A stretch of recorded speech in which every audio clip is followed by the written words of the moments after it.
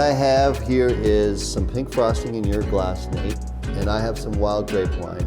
What's the first expression you get? I smell like a strawberry kiwi. And I get blackberry. Strawberry, blackberry, fruits. We talk about the fruitiness of wine. We use only grapes in our wine, but the term fruit is commonly used in the wine industry. In fact, when they say, our vineyard is hanging with fruit, it's actually just another word for grapes.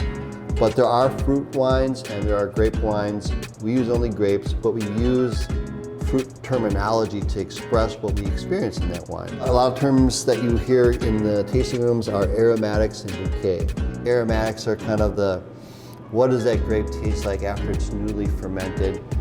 Bouquet is more like, what does that wine taste like after it's sat in a barrel or a tank or a bottle for a few years? It got underlying notes that weren't there at the beginning. But it's really due more to how the wine was processed whereas aromatics are more about what did that grape taste like before it was harvested. We also wanted to get into the body.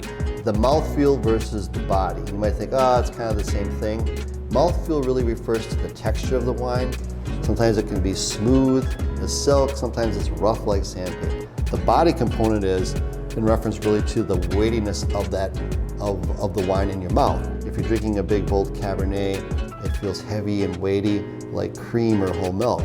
But if you're drinking a lighter red or a rosé, it has an airiness to it. It doesn't have the same literally weightiness on your tongue, so it's more like a skim milk expression. Those are just some of the things that I like to point out so people feel more comfortable with wine, not intimidated by it. I'll cheers to that. Look, I finished up my pink frosting. It was that good. We'll see you next time. Bye-bye.